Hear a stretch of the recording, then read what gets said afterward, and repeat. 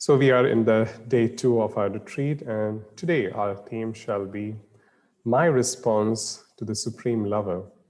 So yesterday we had been seeing uh, the Supreme Lover who just gives, and we have only one role in this whole relationship. That is nothing else but to receive all that He is giving us so freely. And today we will see what has been my response as an individual to this love that God has been showing to us. So let us begin today's day with a small prayer. In the name of the Father, and of the Son, and of the Holy Spirit. Amen. Heavenly Father, may all that we do begin with your inspiration, continue with your assistance, and reach to perfection in you. Amen. Mary, our Mother, pray for us. Yes, so as I said yesterday, this retreat is, it's not a coincidence that it comes with the Valentine's Day or ends with it. It's a complete divine providence because I just realized yesterday night when I was reading, taking the reading for today, it's the sin of Adam and Eve. And in fact, we are going to talk about sin, starting from the sin of Adam and Eve. So it's completely planned by God. And so this is the perfect example. I'm convinced that this retreat is by God and He is in charge of this retreat. And this is the proof. And I'm sharing this testimony before you that, I mean, it cannot be a coincidence that today's reading and today's theme has to coincide. So, yes, so let's begin with a short story. So there was this disciple of a guru, and he was undergoing the training to be the disciple since a long time, and the guru was pleased with him. And then guru tells him, now we have passed all the tests. Now it's time for you to finally leave all your family members and join my ashram. But this disciple was disturbed because he had married and he had his wife and his family and all those other relatives. And he said to the guru, see, there are many people who love me and they care for me. So I cannot leave them and come and follow you. So I've got a lot of obligations, especially towards my loved ones. So the guru listens to him and then he looks at him and he tells him, okay, I will agree to you, but first you have to do what I am telling you to do. So the disciple agrees and the guru tells him, I'm going to do a magic trick on you or a mantra. I'll chant a mantra on you and you will become a corpse. You'll become a dead body. And we'll see what happens later. But when you are dead, you will still be alive inside, although your body will be like a corpse. So the disciple agrees, and then the guru chants the mantra, and immediately he becomes a corpse. There is no life externally, but inside he is very much alive.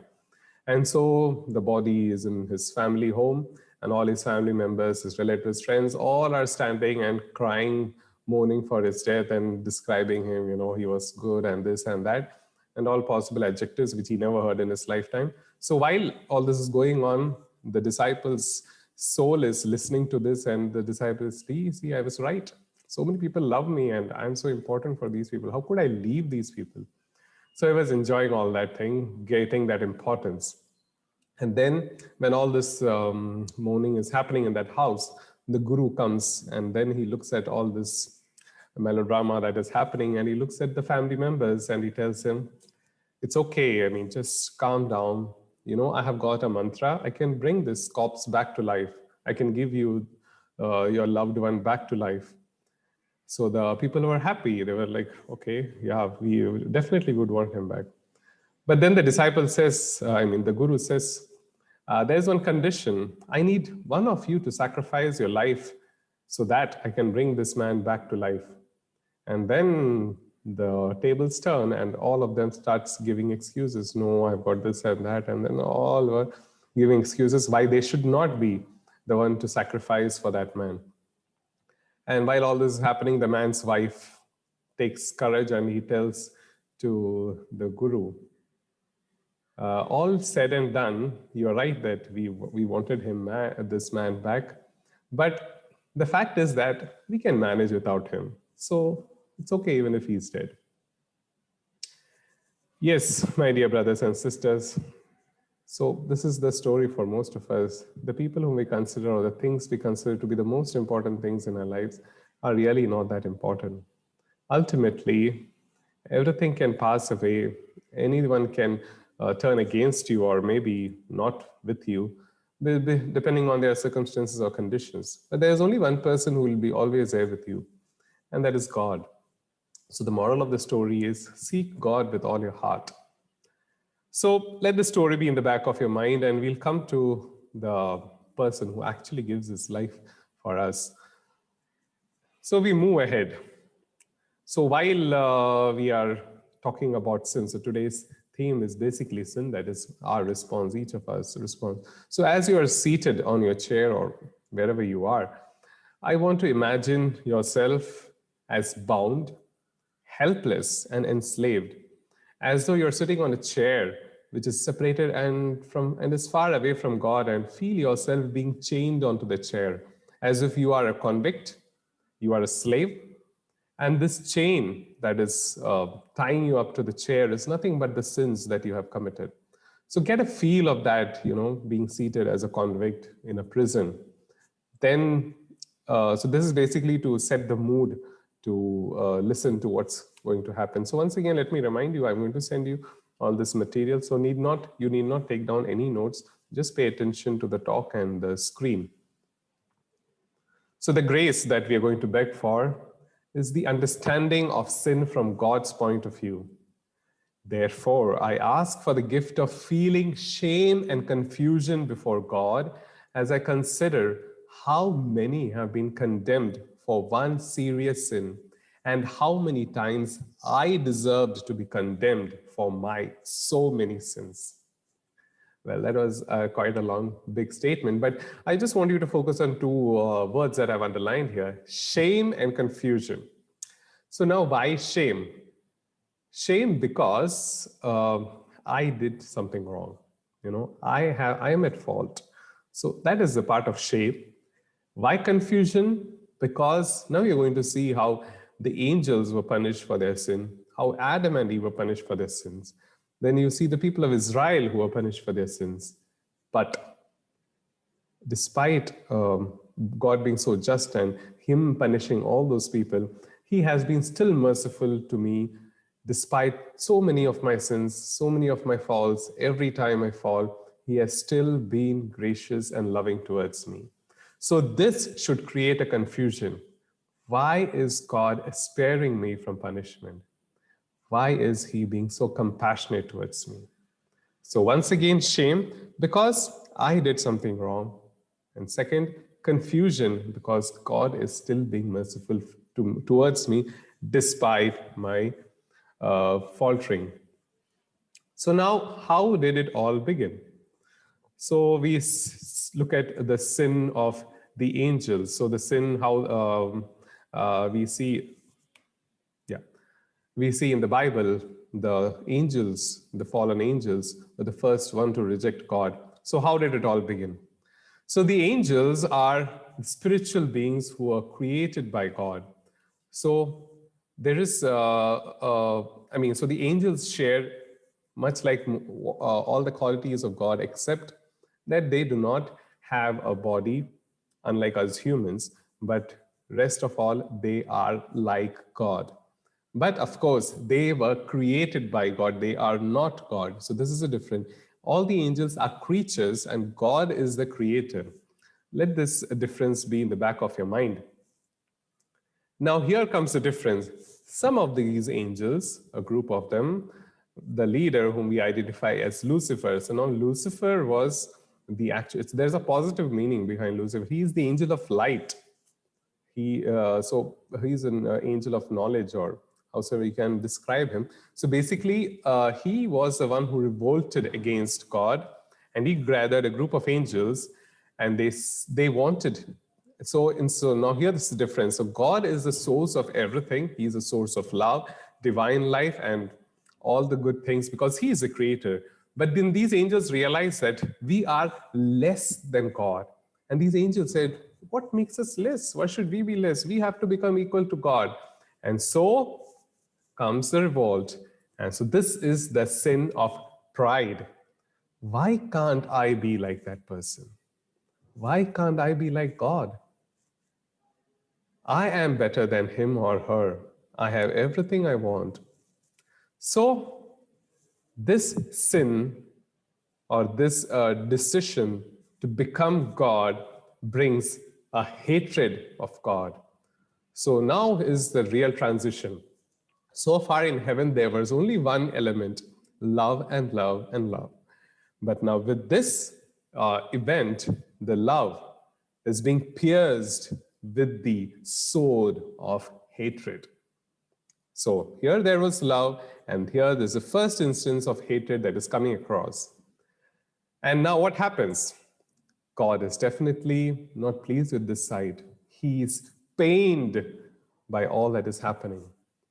And God tells, and he banishes all these angels who revolted against him from heaven. So he banishes, he asks them to leave heaven. So he banishes him from his presence. He banishes all these angels from his love. Therefore, now here's the difference. God did not create hell. Mind you, God did not create hell. He just asked these angels who did not. So the angels were the ones who opted not to share in the love of God. So therefore, God asked them to leave because they don't want to be in presence of God. So the angels, these fallen angels, left heaven, and this new place of hatred for God is the place which we identify today as hell. Okay, so hell is a place where there is no love of God, there is only hatred, there is only anger, bitterness, and all those negative things. So, this is very important for us to know. The angels chose to leave the heaven. God did not want them to leave. It was the pride of these fallen angels that resulted in the creation of hell. God did not create hell. So this is very important because God had given them free will. They had the choice to decide for themselves. Now we'll see the repercussions of this event. So now the heaven was full of light. There was only love and God's presence. Now begins the movement of darkness from heaven.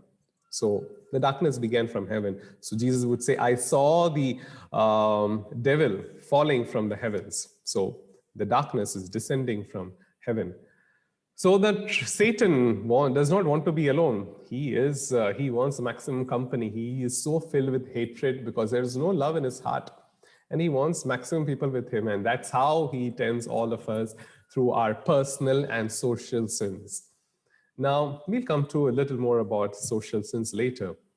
And now what happens is my own sins strengthen this movement of darkness in the world. So just imagine an army commander who is waging a war against God. And this army commander is Satan. And he entices each one of us to follow his way. He asks us to fill our hearts with hatred towards God, with hatred towards your own self, with hatred towards our brothers and sisters, so that his army can increase and he can prove that he can stand against God. So this is his intention. Satan wants to make an army to prove to God that he is equal or above God. So this is what pride can lead us to. This is what pride can blind us to. So we lose our identity and we think that we are above everyone. So this is the ploy of Satan because he is guilty of this sin. And let me remind you once again, don't feel sympathy towards Satan. He is not going to change. This is an eternal truth. So don't pray for conversion of Satan. That's beyond our reach. So yeah, so just keep this in the back of your mind. So now looking at this background, the angels, the fallen angels were immediately asked to leave heaven for just one sin. They just revolted against God. So just look at the quantity. It's just one sin and they were banished from heaven. Now compare my own sins, from the moment I had the sense of sin. I've been committing so many sins every day, every week, every month, but still I'm living. I still continue to have my meals. I still continue to have food, clothing, and shelter, my family, my friends, relatives, and everything. So the big question, why did God punish the angels? And why has he been sparing me till this moment? And that too so often. If God is a just judge or a just God, he should have been punishing right, left, and center. And what would have happened to this whole earth? I think none of us would have existed because we have all sinned. Even the holiest person who have walked on earth would have sinned at least once in their lives. So God is behind all this judgment. God is much above all these judgmental attitude or justice. He is a God of love.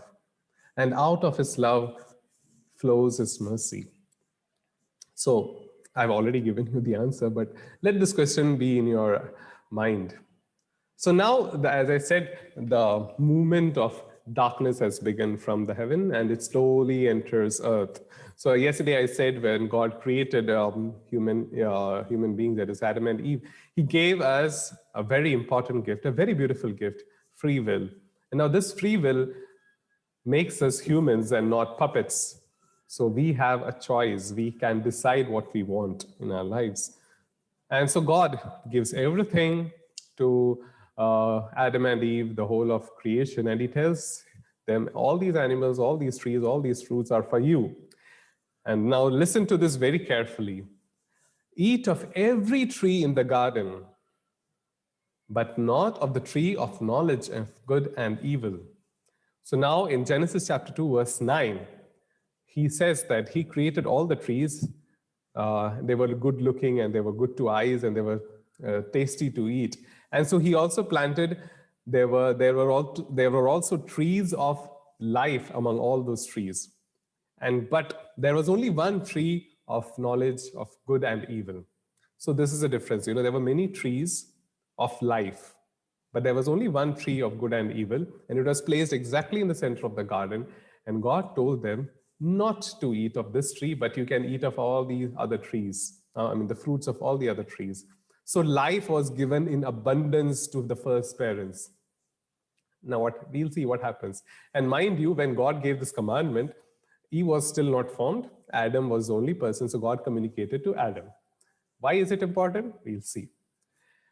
Now so now Eve is created, and now Eve is standing, under the tree of the knowledge of good and evil. And then the serpent comes on the tree, and the serpent symbolizes the Satan. So please don't have hatred towards all the snakes, because all snakes are not serpents. Not Satan. So the serpent is very cunning. The Satan is cunning. He twists the fact. He twists his the words of God so that he can get you into his company. So then he asks Eve. Now listen to this question. Did God say not to eat of any tree of the garden? See how he's questioning Eve. God said, eat of all, but not one. So here he makes that one tree not to be eaten from one tree to all trees. So now this is the trap of devil. He will use words in such a way that you will not even understand. Like doesn't drag you into sin. He just makes the situation very conducive, and without your knowledge, you will slip into sin. And now what is the answer of Eve to serpent? God did not say that not to eat from the tree, from any tree of the garden, but God said not to eat of this tree. Now this tree is a tree of knowledge and of good and evil, nor shall you touch it, for you shall die. Now, if you remember, God never said about touching the tree. God said only not to eat it. So now, this is the way devil brings you into a conversation. So he has already won. So now Eve is trying to correct devil by saying that, no, God did not say not to eat of any trees. God said only not to eat of this tree and not to even touch it. So now she added her own masala to this whole story. Now, probably Adam might have told this, or she invented by herself. So, and I said yesterday that God said that if you eat of the fruit of this tree, you shall die. Now, death over here, what was God referring to was spiritual death. And we'll come to this eventually. And so, serpent replies to Eve, "You're wrong. You know, why God said this that you should not eat of this tree is because your eyes will be opened and you will become like God." Now, just see the treachery and the tricky words of the devil. He tells, "Your eyes will be opened." Hello, their eyes were already open. They could see the world around. They could see the beautiful creation. They could see God every day. God was walking in the garden. They all were walking together. What was the need for their eyes to be opened? So the devil made them believe that their eyes are closed and they can't see the beauty around. And this is the important thing. You will become like God. Now let these words resound in your ears. This was the sin of Lucifer or Satan and his fallen angels, that they wanted to become like God. So Adam and Eve falls into the trap. They already fell into the trap the moment they started the conversation. Here only Eve is blamed for the conversation, but they were falling slowly, slowly, slowly. So what is the moral of the story? Never talk to the evil. Just give him a kick the moment you realize it is the devil who is trying to entice you or tempt you. So the moment you have started our conversation, finished. So the story is over. You have fallen into sin. There is no escape from devil. He is very, very sharp. He is crooked. He knows all the tricks to fool us. So never involve in any conversation. The moment you realize it is the evil one who is tempting, ask God's help and just kick him at the right place, and then he will not come back to you. So this is how sin entered. And then you know the story that Eve consumes the fruit. She gives to Adam. And then the great drama happens. God comes for a walk in the evening, and he does not find Adam and Eve. And then God calls out, "Where are you?" And Adam shouts back, "We are hiding from you because we are naked, and I am ashamed to come before you." And God is like, "Who told you you are naked? Did you eat of the fruit of the tree of good, knowledge of good and evil?" And then begins the whole drama. So now this is the whole thing, when God created Adam and Eve, though they did not have clothes, they did not have the knowledge that they were naked. Why they did not have? Because there was no concept of nakedness, because they were all being themselves. They were already made in the image and likeness of God. So they were sharing in the image and likeness of God. So there was practically no difference between them, except that God is the creator and they are the creatures. So God had given so much in abundance, so that he did never considered a barrier between his creation and himself. So Adam and Eve were already sharing in the likeness and image of God. They were already sharing in the spirit of God. So there was no question of eyes being opened. There was no question of nakedness. But the moment they consumed the fruit, now, the problem is not that they consumed the fruit. The problem is they disobeyed God. The problem is that they had the pride to become independent of God. And this is what made them realize that they are naked. This is what that made them realize the shame, which I spoke about in the beginning, the shame that I did something wrong. So this is the beginning of sin on earth. So basically, the sin is they failed to realize their true identity as children of God. They wanted to be better than what God had made them. They thought that eating that fruit will make them better because the devil had enticed them to do so. So basically, this was a sin of pride. And this is the secret yearning of all our hearts. And this is the root cause of all our sins. All our sins comes from this, from our false identity of the self. And we want to become better than who we are. That's why yesterday we spoke about accepting ourselves the way we are, how God has created. Now comes the big tamasha over here.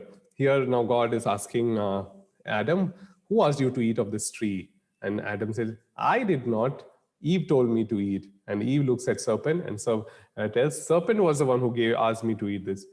And now the serpent looks at God, "You are the one who planted this tree. I am not responsible." Of course, this is not there in the Bible, but this is what happens to all of us. We do not take responsibility for our sins. we will just pass on the parcel. Okay, he was the one who did it, or she was the one who asked me. Hello, when will this stop? God is telling us, please take responsibility for your acts. It's true that the serpent did come and tempt them, but it was she who decided to go and eat. Serpent did not, Satan did not possess her and make her eat. It was her decision to pluck the fruit and eat. And now, mind you, Adam was with Eve when the serpent tempted her. So Adam cannot say, so here you see the silence. When serpent was tempting Eve, Adam was just standing there and looking at all the tamasha that is happening. So this is a sin of omission, which we will be talking about later. So Adam also could not escape the responsibility. First of all, he was silent. Second, he gave into the temptation when Eve asked him to eat. So when we commit a sin, we want to escape our responsibility. So we add as many layers of sins with us, or we try to increase our company of sinners so that we can save from God. But mind you, nothing is hidden from God. He knows all that we do, and he knows what's happening in the depth of our hearts. So we grow in our spiritual life only when we start taking responsibility for our every action. This is very important. Without this, we cannot move in our spiritual life. We will only be grumbling and passing the parcel, and nothing is going to change in our life. So that's why I told you yesterday, pray only for yourself. Let the change begin with you. So now, what is original sin? So original sin is not basically the sin of Adam and Eve. It's the sinful condition of this world into which each one of us is born. So this is this inherent weakness in us that we are vulnerable to sin. And to add to all the miseries, my own sins have strengthened the movement of darkness. So now we see the gradual movement of darkness from heaven into the earth. And by our sinful deeds, by our weaknesses, we are going on adding to this darkness. So we are actively contributing to this whole movement of darkness. So now what is the punishment? So God, they lost for the God sharing of his divine love. So now here, so this divine life loss was not only for the first parents, but also for the entire humanity. It was the greatest loss because we were already sharing eternal life with God, but because of this event, we lost it. Now it's important here that they did not eat of the tree of life till that moment. They first chose to eat of the tree which God forbid them to eat. Now that's also there in the later part. So God would say that before Adam and Eve eats of the tree of life, I will drive them out of the garden. Otherwise they will become like me. Okay. So God did not want a bigger disaster. So there would be a big competition in heaven, like, God and Adam sitting across each other. So he immediately, before they eat the tree, the fruit from the tree of life, they are driven away from the Garden of Eden. So again, they were punished because they chose to disobey God. They rejected to choose to hate God, not to love God, so it was a voluntary decision of Adam and Eve. So though they were given the option to eat from the tree of life and the tree of good and evil, they chose to eat from the fruit of the tree of good and evil. So they missed the opportunity for eternal life at that point. So what is the result? Yes, we have so many sins in this world: poverty, crime, corruption, sexual abuse, injustice, and all these things. Our world is full of sin. There is so much of hatred. There's so much of anger, especially in our country these days. We see there is so much of hatred is growing and growing and growing. It's all around in the world, and there is no end to this misery, and we all are adding to this crime. So see the destruction that these evils have brought into this whole creation, and this creation is begging to God for mercy. This is important. We are part of this creation, and we humans were the stewards who were asked to take care of this creation, and we ourselves have brought these sins into the world, and we continue to spread these sins and miseries in this world. Now, I spoke about the sins of omission. So the sins of omission is when we refrain from doing what we are supposed to do, when we choose to be indifferent. For example, a beggar comes to me and I say, like, oh, he could work and do things better. Or I pass a judgment on someone, So refraining. Basically, you do not do what is expected of you. You see somebody being beaten in front of your eyes, and you said, "Oh, my life is more important." Probably, even if you would have just raised your voice, that scene would have ended. But out of fear, we choose to remain silent. So these are the sins of omission. So it's not only the sins of commission, the sins that we do, also the sins that we do not. When we refrain from doing the right things, are also sins. Now comes the aspect of social sins. There's so much of injustice happening in this world. The minorities, the people. I mean, all over in the world, like there are refugees, there are people who have been discriminated based on their caste, religion, or race, and so all these are injustice, and we are a part of this social sin because we are not doing our part to stop this. Other part of social evil is the pollution. There is so much of pollution all around. We are going on adding to it because we are continuing to be part of this system. So the system is wrong currently, and we are, actively being involved in the system. So it's rightfully, you might say, okay, I cannot change the system, but at least I can do a little part, at least to bring a small change. And there are people who are doing their bit. So let's try to break the sin of social evils. And also we end up being silent to various other issues. Maybe in our own homes, we might have servants, and we may not be paying them as the right wages. So all these are social sins, all these are crimes, and all these innocent peoples, all the innocent creation is crying for vengeance. It's crying for mercy from God. And last of all is the sin of presumption. It's like this. Now, for example, all of us devout Catholics, we would say, okay, confession is there. Let me do this sin. Let me enjoy, have this pleasure. And then anyways, confession is there. We go and get my sins washed off. Now, this is a very big sin. Why? Because you're taking God for granted. You're taking that sin, confession as a washing machine to just wash your clothes and, come back anew. This is not the understanding of God's love. This is like treating God just like a washing machine. This is a very big sin. So see if you are guilty of this sin as well. Now comes the big question again. Why did God punish Adam and Eve just because they ate of the fruit of that tree? That too immediately. And God has not punished me for all my sins so far. Why has he spared me? Why has he kept me alive? Why is he feeding me day in and day out? Why is he being so patient with me? You will get the answer. Now comes the story of the prodigal son. It's exactly the same story. Now the younger son, has everything in his father's house, but yet he chooses to limit himself by asking for his share. He had unlimited wealth, everything was his, but he chooses, no, I want this limited wealth, and he walks away with his share. So therefore, he was the one who took the first step out of the house. His father did not ask him to leave. He took his share and left the house. So this is important. We have to take ownership for our sins. When I am deciding to commit a sin, it's I have brought the punishment upon me. So the punishment and the sin goes together. So basically, he wanted to be independent. He wanted to live his life, and he wanted to enjoy his life again on the wealth of his father, it was not his hard-earned money. So it was his father's wealth that he wanted to spend outside. So what does it happen? Eventually, his pride and arrogance results in the loss of his own identity.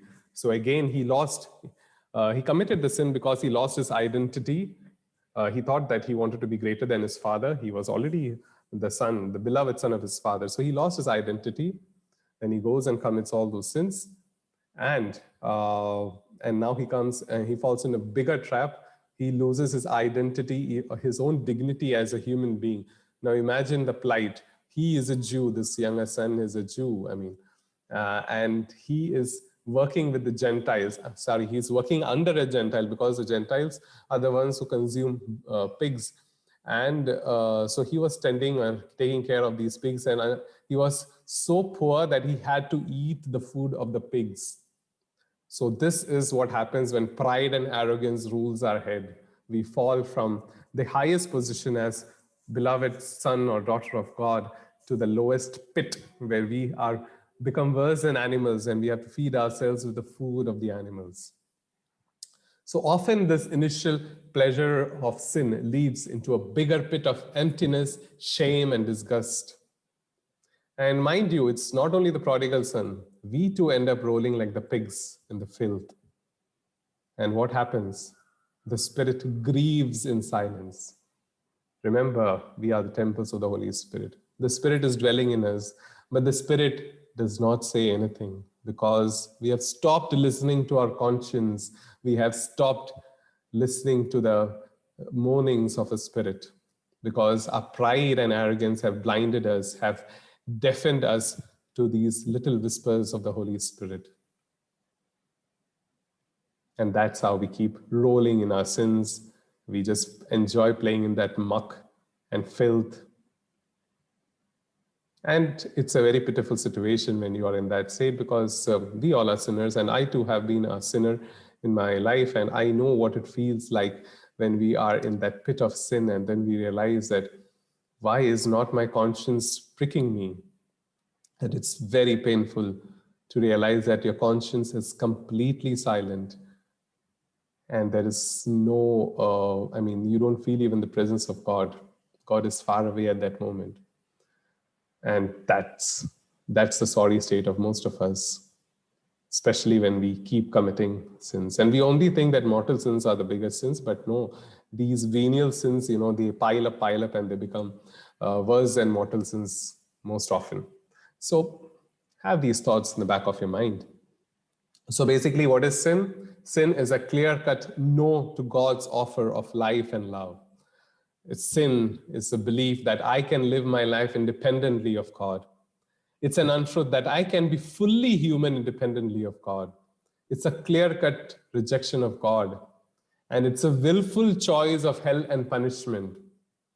We know that sin is going to cause us death not only of body, death of the spirit. So we are willfully choosing hell and punishment. And this is very crucial. Sin breaks our relationship with my own self because I am created in the image and likeness of God. So this relationship is broken. The relationship with God is broken, and ultimately the relationship with the whole of creation is broken. So just one sin broke all these relationships, it comes down, crashing down through our hearts and towards our surroundings and towards everything possible. We cannot relate to others with the same love with which God related with us because we are guilty, we are ashamed, and we are naked. We find ourselves exposed before others. So sin is not only about me and God, it's about me with myself and also with the whole of creation. So now what is God's response to all this sin and all this evil that is happening around? He sends his son to reclaim this creation. And Jesus has the greatest challenge to be wholly human, except in sin. Now, mind you, Jesus was also tempted, not thrice, but till his last breath. If you read the temptations of Jesus in the Gospel of Luke, you will see that the devil returns to him till an opportune time. So like Jesus' whole life was full of temptations. The devil did not spare him at all because devil knew that Jesus at that point of time was fully human. He had kept aside his divinity. This is very important because we might think, oh, Jesus was God. For him, it was very easy to, not fall into devil's temptation. But no, that's not the truth. Jesus was completely human because he had a big responsibility. He had to be the new Adam. He had to undo what Adam did. So he had, and he was fully human. So now the temptations of Jesus. Now we see that after the baptism of Jesus, the devil led, the Holy Spirit led Jesus into the wilderness or into the desert. Now, why did the Holy Spirit lead Jesus into the desert? Now there are a lot of historical context and also spiritual context because God wanted, or Jesus himself wanted, to spiritually prepare himself for his upcoming ministry. He really wanted to know his true identity. He wanted to be in perfect union with God. And that's why he chose to fast for 40 days and 40 nights, to be wholly dependent on God. because he had a deep conviction and he knew that he came from God and he is going to go back to God, and therefore he wanted to depend only on God. So this was his spiritual preparation, to be in the desert all by himself, only praying and being in touch with the Spirit that was residing in him. So that was one aspect. Second, the sins of Israelites. Now, requires a bit of explanation. So now we know in the Old Testament that the people of Israel had to give offerings for their sins as an atonement for their sins. So every time a Jew would or do this offering, he would buy 2 sheep or 2 lamb. And what he does is, or what he or the whole family would do, so one lamb or one sheep, he will place his hand, all his family members will place their hands on that poor little lamb, and he will say all the sins. So this is important. He's placing his hand on the head of that animal, and he places all his sins, all his family's sins on that poor creature. And this lamb, which has taken all the sins, is not sacrificed. This lamb or the sheep is sent away into the desert. And there's the other lamb, which is sinless, which is sacrificed. So now this is important. One sheep or one lamb is full of all the sins that that man has committed. And the other, which is sinless, is the one that is sacrificed and which is consumed by the family. So what happens to this lamb which has taken all these sins? So this lamb is left into the wilderness. Nobody knows what happens. Nobody bothers what happens. Maybe the wild beasts eat them. But what happens to the sins that these lambs have taken upon themselves? They are still there. They are still hovering around in the desert, and they are haunting all those people who walk in the desert. And it is these sins of all the people of Israel that were laid on the head of this scapegoat that comes to tempt Jesus. So Jesus did not face just 3 temptations. They were just 3 important temptations which our evangelists were highlighting. He was tempted with all the sins, mind you, all the sins that the people of Israel had committed till then. And those sins were still hovering around in the desert. So imagine what trial that Jesus had to go through. He had to be fully human. He was starving. He was deprived. He was literally in a very bad state as a human being. And on top of that, he had to face all these sins of all the generations of Israelites and all the future generations of the entire humanity. It was a tough job for Jesus. Yet he triumphs in this because he knew his identity. Okay, I'll come to this later. Okay, so Jesus was fully man. That's why Satan dared to tempt him. If Satan knew that he is God, he wouldn't have tempted. It would be foolish because he knew that Jesus was Son of God. And definitely he had all the powers of God. So why would Satan be a fool to come and tempt Jesus? So Satan knew when Jesus was in the wilderness and in the desert, he was fully human and he was at the right time to be tempted so that he can fail in his mission. And he thought that Jesus will fail like Adam and Eve. And that's why Satan took the chance. Let me try my own old wicked tricks on Jesus. And here he comes and tells Jesus, if you are the Son of God. And then the whole drama begins. So again, this is the the treachery of devil. He questions the identity of Jesus. He did the same with Adam and Eve. He told them, you will become like God. So this is the trap which the devil sets for Jesus. But Jesus doesn't fall in that trap. He is mindful because he knows what happened to Adam and Eve from the beginning. And so the Satan continues, you are hungry, make this stone into bread. So what is that bread? Bread is actually riches, comfort, and materialism. Now this was the same temptation into which the people of Israel fell when they were walking all the way from Egypt to the promised land. So you can read this in the book of Exodus. So Jesus had faced all the temptations which the people of Israel had faced. Second temptation is honor, jump from the temple. God will protect you. So you will become a Superman, you are jumping from the temple and the angels are lifting you up. Isn't that great thing? You will have status, you will have fame. Your work to be the redeemer or the savior of the world will be accomplished just a snap of a finger. So everything was ready made for him. And mind you, devil quotes the Bible at this time. So the devil also knows the Bible. He knows in and out of everything. So he is quite wicked, and he uses this same word of God against us. So mind you, you need to be thorough with the word of God. And the third temptation for Jesus, power and pride. He takes Jesus on the top, the highest point, and tells all this creation, all this I'm going to give you, provided you bow and worship me. So this was a temptation for power and pride. Again, Jesus refutes. So these are the three temptations which have been highlighted, but there are many other temptations which also Jesus had to go through. And mind you, Jesus was tempted in every possible way in which we are tempted in our daily lives. Even he would have been tempted for sexual sins, because the people of Israelites had also fallen into idolatry and all other sexual immoralities. So Jesus was tempted, and Jesus fulfills all that was written in the law of Moses and the prophets and the Psalms, because he was fully tempted and he proved victorious over all these temptations.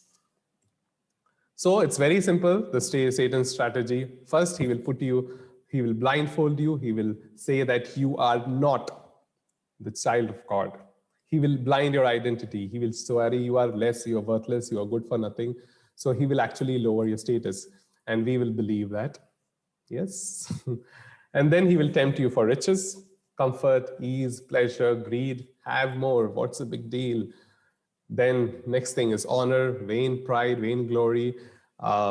Be you with the strong desire to be recognized by others. I am someone important. This is my status in the society. And then finally, the greatest sin of all, pride, will be the last temptation. So with pride is authority, power, and you just want to dominate over everyone else. So once you have got this big gift hamper of pride, you have all the sins that the devil has to offer. So be mindful, know that your identity, that you are a child of God. Despite your failures, despite your sinfulness, you are still worth to be called a child of God. Remember your identity and be mindful of these temptations of the devil.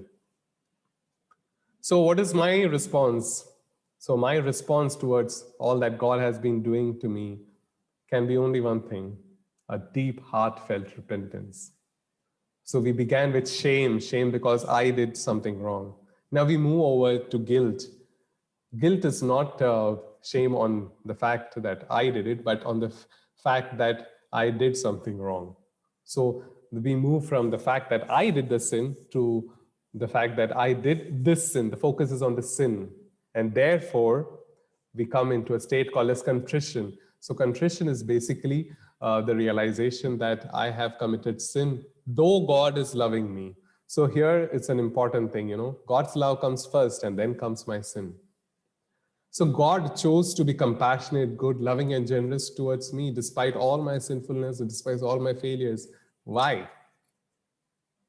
It's a big question. Why? Does not fit under any human understanding of justice.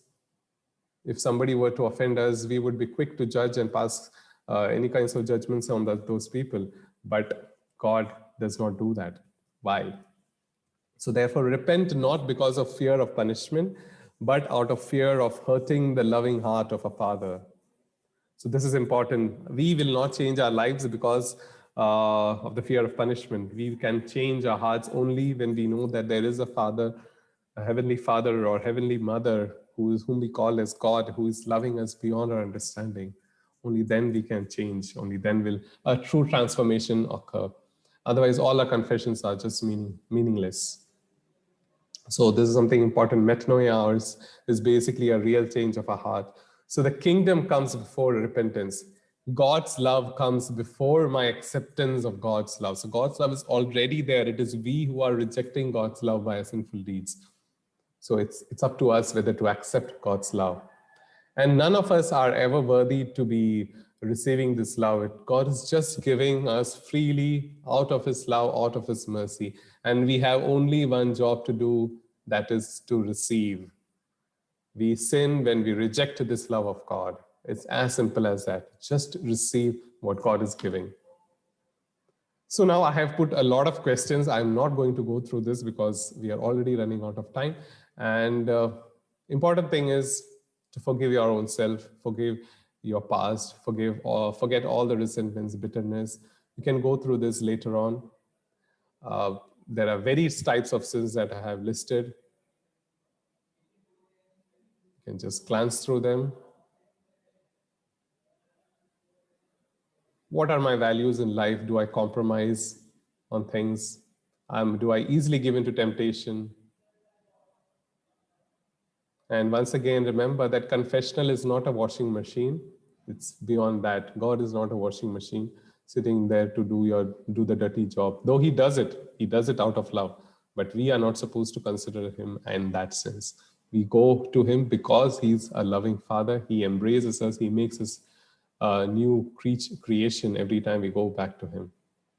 So we go back to God not out of fear of punishment, but out of the fear that we are going to hurt a loving father. So what are you going to do for the rest of the day? Is this that you can use the 10 commandments or the temptations of Jesus or these questions which I just showed you, or the 7 deadly sins to examine yourself, to see where you have failed, so that you can make a list of sins. Maybe it might run into pages, but it's okay. It's important that you do a good confession, that you really accept the responsibility for all the sins that you've done up until now. Only then can a real change happen in your life. And ask for the grace and try to find the root cause of your sin. As I said, all Adam and Eve failed. The angels failed because they failed. They thought that they were worthless. They failed to realize their true identity. So what is the root cause of my sin? Do I consider myself worthless? Do I consider myself, good for nothing?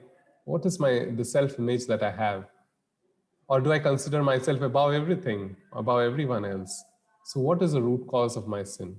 Ultimately, whatever the root cause is, the end is pride. The end is pride and all the other sins. So it's very important to identify the root cause of our sins. Otherwise, we will keep going to the priest for confession. The priest will be fed up listening to our own same sins repeated every time like a tape recorder. Nothing is going to change in our life. So we need to break this chain. Now ask for abhorrence at my sinful acts. Now this is very important. We ask for the grace that for the sins we have done, the focus is on the sin, not on me, not on myself. This is very important. We have failed, but yet God loves us. Why do we punish ourselves by cursing ourselves and our failures? The focus is the sin and not on myself. And the focus is on the relationship that has been broken because of my sin. Again, it's not me. The focus is sin and the relationship. So we need to learn to know this difference, and we need to forgive ourselves too. Only this will lead to a true contrition and a real transformation. And if possible, please go for confession either today or tomorrow or this upcoming week. So what next? I've spoken a lot. I need a break for 5 minutes, and then we'll join in for guided meditation on sin.